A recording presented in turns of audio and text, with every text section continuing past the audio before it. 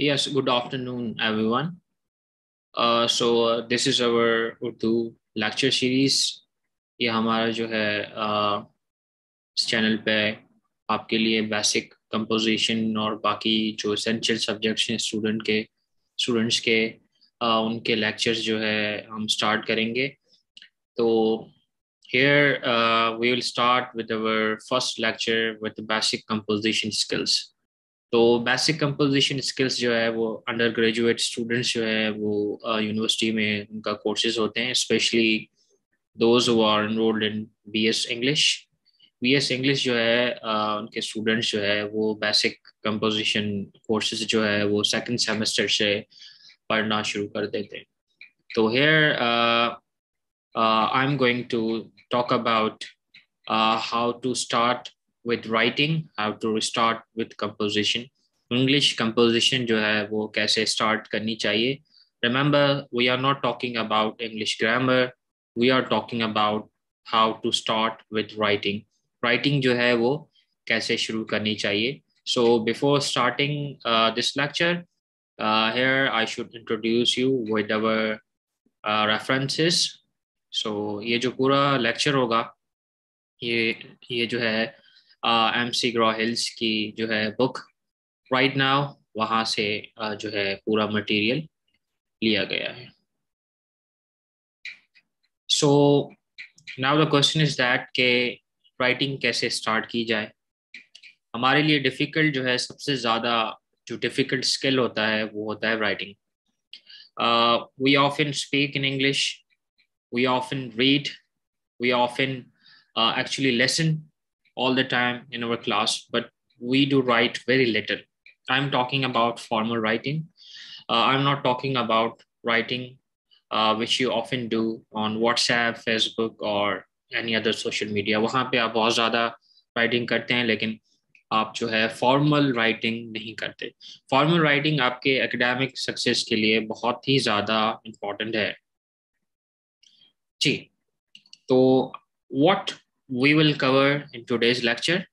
तो आज की जो है वो इस लेक्चर में we will learn some techniques. वो टेक्निक्स हमें किस चीज़ में हमें हेल्प करेंगी. Actually creating an ideal environment for writing. Number one, ideal environment जो है वो राइटिंग के लिए कैसे क्रिएट किया जाए. रिमेंबर, इन्वायरमेंट जो है वो बहुत ज़्यादा ज़रूरी होता है. डिसिप्लिन इन्वायरमेंट में आप अच्छे तरीके से जो है वो अपनी स्टडीज को कंटिन्यू रखते हैं. You all know this. Then analysing the writing environment, rhetorical situation, the star approach. तो राइटिंग प्रोसेस में आज जो है हमारा जो इम्पोर्टेंट टॉपिक होगा दैट इज राइटिंग एनवायरनमेंट और rhetorical situation, that is how you persuade people, the star approach. ठीक है. तो स्टार अप्रोच आप पढ़ेंगे और इसी से आपको क्लियर होगा कि जो एसेंशियल एलिमेंट्स है राइटिंग के वो क्या होते हैं. नाउ लेट्स सी कि आप कैसे एक बेटर इन्वायरमेंट क्रिएट कर सकते हैं for your writing. First of all you know कि आपको जो है वो एक अच्छी जगह चाहिए बैठने की जहाँ पे आप अपनी राइटिंग करेंगे. So you have to find a good place to write. That is very essential. जब आपके पास एक डिसिप्लिन नहीं है, एक इन्वायरमेंट नहीं है, एक सेटअप नहीं है, तो you will not be able to do something productive with your writing projects. वो पीएचडी हो, एमफिल हो, कुछ भी हो, आपकी जो है वो एक राइटिंग डेस्क होनी चाहिए, एक प्रॉपर जगह होनी चाहिए जहाँ पे आप कंसंट्रेट कर सकें properly. Then you have to plan your time to write. Planning is very important for all the things. तो टाइमिंग जो है वो आपने प्लान करनी है राइटिंग के लिए. रैंडमली जो है वो आपने नहीं करना. रैंडमली अगर आप चीज़ें करेंगे तो उसका आपको जो है वो प्रोडक्ट जो है या प्रोडक्टिविटी बड़ी डाउन मिलती है. प्रोडक्टिविटी जब मिलती है जब आप चीज़ें प्लान करके चलते हैं. And we all know this के राइटिंग जो है वो एक लेंथी प्रोसेस है. एक दिन में आप जो है वो राइटर नहीं बन सकते. एकेडमिक राइटिंग जो है एक दिन में आप सीख नहीं सकते. It takes a lot of time. तो अगर आप डेली अपनी रूटीन में टाइम जो है वो उसको मैनेज करते हो, प्लान करते हो, तो then it contributes a lot. You have to select your material, what sort of material you are using. You're using blogs, YouTube videos, research articles, essays, newspaper, websites. So we have a lot of material available, and you have to utilize this material in order to write anything or to have any writing project. अब देखें, आप बगैर material के तो कोई लिख नहीं सकते. अब बिगनर्स जो है वो कोई फिलोसोफर्स या राइटर्स नहीं होते कि वो सारी चीज़ें खुद लिखें. आप पहले मटेरियल स्टडी करते हो, रीडिंग करते हो, then you take out the notes, then बाद में आप जो है वो writing start करते हो. तो you have to select your materials.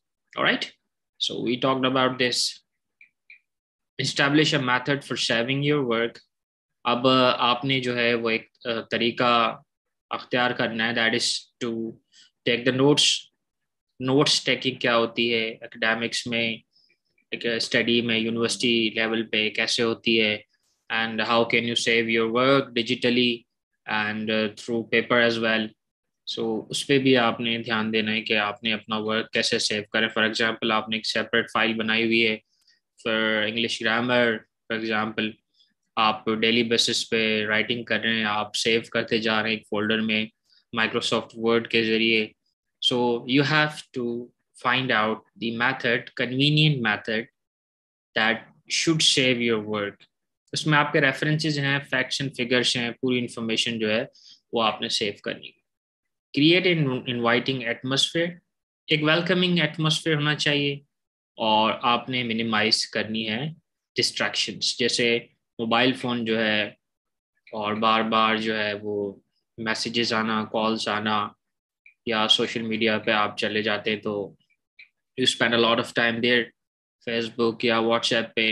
तो डिस्ट्रैक्शन जो है वो मिनिमाइज करनी है.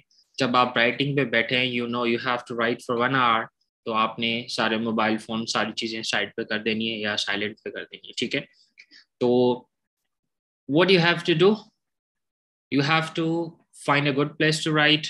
You have to plan your time. You have to select material that should be authentic. That's very important. ठीक है, authentic material कैसे select होता है हम इस पे बात करेंगे, because we have primary, secondary and tertiary material. Primary material क्या होता है, secondary and tertiary, we will talk about this.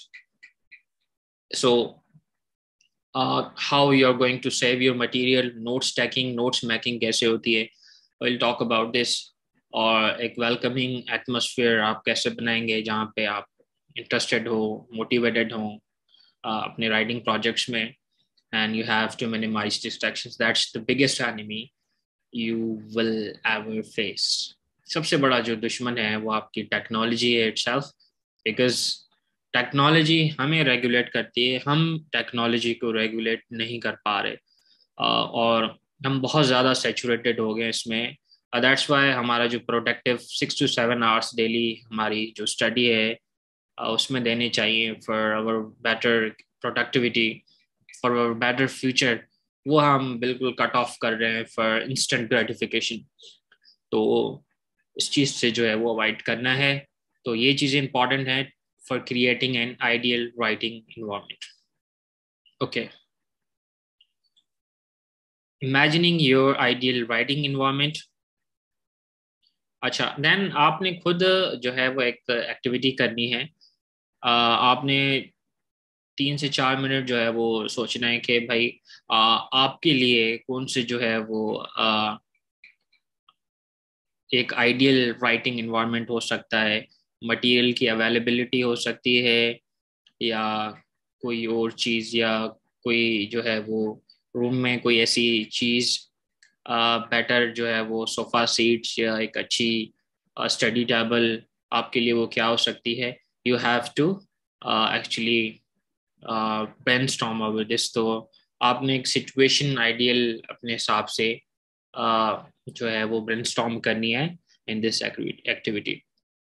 अगर वो चीज़ें आप सक्सेसफुली इम्प्लीमेंट करते हैं जो जिससे आप कन्वीनियंट हैं, जिससे आप ज़्यादा टाइम दे सकते हैं राइटिंग को, then that will be the great thing. उसमें आपका बहुत ज़्यादा जो है वो फ़ायदा होगा. जी, analysing the rhetorical situation, the star approach. जी, सबसे इम्पोर्टेंट जो है चीज़ वो हमारे लिए ये होती है कि राइटिंग इटसेल्फ हम क्यों करते हैं, for what reasons we do right. तो एज अ बिगनर्स हमें पता है कि राइटिंग जो है that is a kind of communication. Writing जो है कम्युनिकेशन है, and through which we share our ideas with our readers.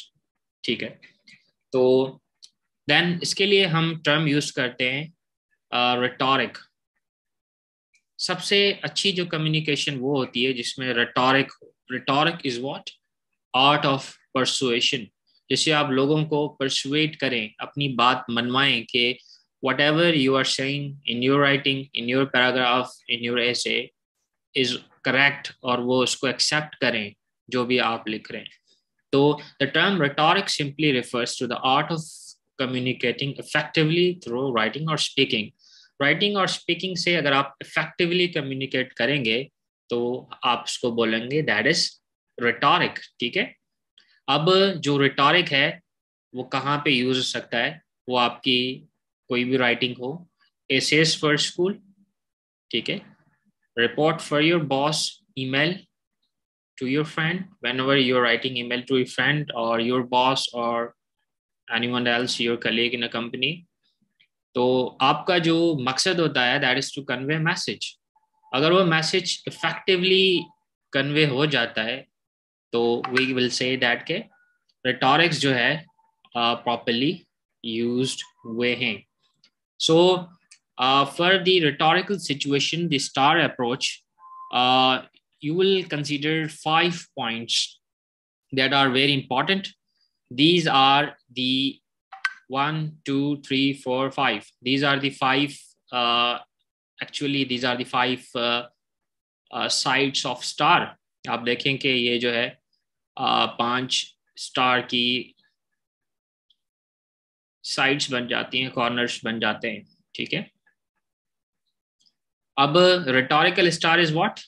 Once you understand your subject, your audience, your purpose, for what purpose you are writing, and what strategy you will imply, and what design you'll be using your writing, then आप successfully ये rhetoric जो है effective art of communication क्या कर सकते हैं, properly समझ सकते हैं और अपनी जो writing है या speaking है इसको बेहतर बना सकते हैं।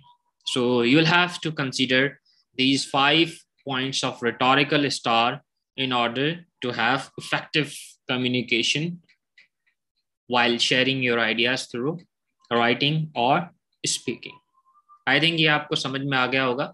Once again you can see here in the figure के फिगर में आपको ये नज़र आ रहा है कि सबसे पहले सब्जेक्ट है, ऑडियंस, पर्पस, स्ट्रैटेजी, डिज़ाइन, और ये क्या चीज़ें होती हैं हम इसको डिटेल में इस पे बात करने वाले हैं।